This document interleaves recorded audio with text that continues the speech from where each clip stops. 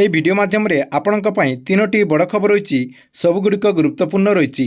ପ୍ରଥମ ରହିଛି ସୁଭଦ୍ରା ଯୋଜନାକୁ ନେଇ। ଦେଖନ୍ତୁ, ସୁଭଦ୍ରା ଯୋଜନାକୁ ନେଇ ଆପଣଙ୍କ ପାଇଁ ଗୋଟେ ବହୁତ ବଡ଼ ଅପଡେଟ୍ ହୋଇଛି।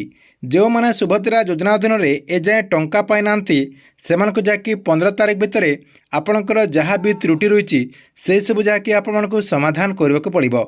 ମୁଖ୍ୟତଃ ଆପଣଙ୍କର ତିନିଟା କାମ କରିବାକୁ ପଡ଼ିବ। ଯେଉଁମାନେ ଇ-କେଆସି କମ୍ପ୍ଲିଟ୍ କରିନାହାନ୍ତି, ଆପଣମାନେ ଯଦି ବିନା ଇ-କେଆସିରେ ଆବେଦନ କରିଦେଇଥିଲେ ତାହେଲେ ଆପଣଙ୍କୁ ଇ-କେଆସିଟିକୁ କମ୍ପ୍ଲିଟ୍ କରିବାକୁ ପଡ଼ିବ। ଏହା ସହିତ ଯେଉଁମାନେ OTP ବେସ୍ରେ ଆପଣମାନେ ଯଦି ଇ-କେଆସି କରିଥିଲେ ସେମାନଙ୍କୁ ମଧ୍ୟ ଆପଣଙ୍କର ବାୟୋମେଟ୍ରିକ୍ ମାଧ୍ୟମରେ ଇ-କେଆସିଟିକୁ କରିବାକୁ ପଡ଼ିବ। ଏହା ସହିତ ଯେଉଁମାନେ ଅପ୍ଟ ଆଉଟ୍ ଅପସନ୍ରେ ଭୁଲବଶତଃ କ୍ଲିକ୍ କରିଦେଇଥିଲେ ସେମାନେ ଯାହାକି ଏବେ ଅପ୍ଟ ଇନ୍ କରିପାରିବେ। ସୁଭଦ୍ରା ଯୋଜନାର ଯେଉଁ ୱେବସାଇଟ୍ ରହିଛି ସେ ୱେବସାଇଟ୍କୁ ଯାଇକି ଆପଣମାନେ ଯାହାକି ଅପ୍ଟ ଇନ୍ କରିପାରିବେ। ବର୍ତ୍ତମାନ ସେଇଠି ଅପ୍ଟ ଇନ୍ କରିବାର ଅପସନ୍ ଆସିଯାଇଛି। ଆପଣମାନେ ଯାହାକି ସେଇଠି ଯାଇକି ଅପ୍ଟ ଇନ୍ କରିପାରିବେ।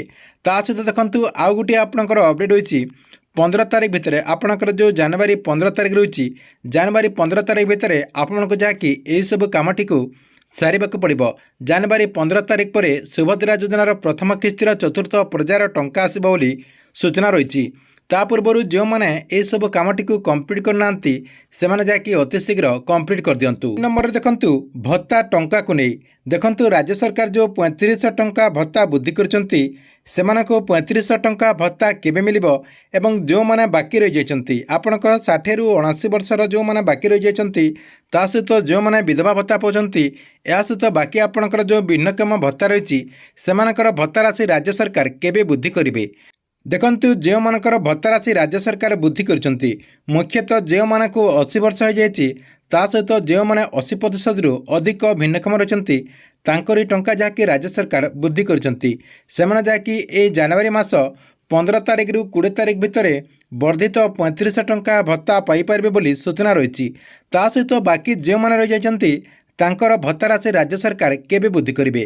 ସେଥିପାଇଁ ମାନ୍ୟବର ମୁଖ୍ୟମନ୍ତ୍ରୀ ମୋହନ ମାଝୀ ଏବଂ ମାନ୍ୟବର ପ୍ରଧାନମନ୍ତ୍ରୀ ନରେନ୍ଦ୍ର ମୋଦି ଏ ନେଇ ଆଲୋଚନା କରିସାରିଛନ୍ତି।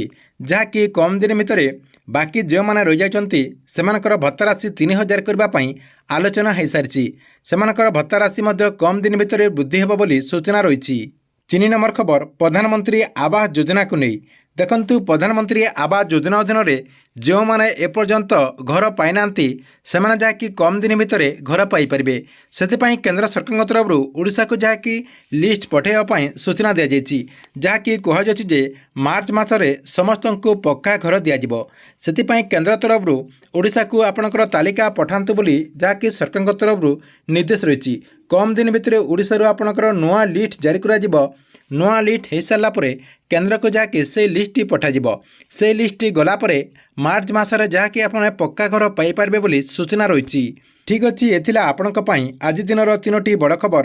ଆପଣଙ୍କ ଭିଡ଼ିଓ କେମିତି ଲାଗିଲା କମେଣ୍ଟ ବକ୍ସରେ ନିଶ୍ଚୟ ଗୋଟେ କମେଣ୍ଟ କରନ୍ତୁ ଏବଂ ପ୍ରତ୍ୟେକ ଦିନ ଏମିତି 3ଟି ବଡ଼ ଖବର ଦେଖିବାକୁ ଚାହୁଁଥିଲେ ଏହି ଚ୍ୟାନେଲଟିକୁ ଆପଣ ରେଗୁଲାର ଦେଖୁଥାନ୍ତୁ।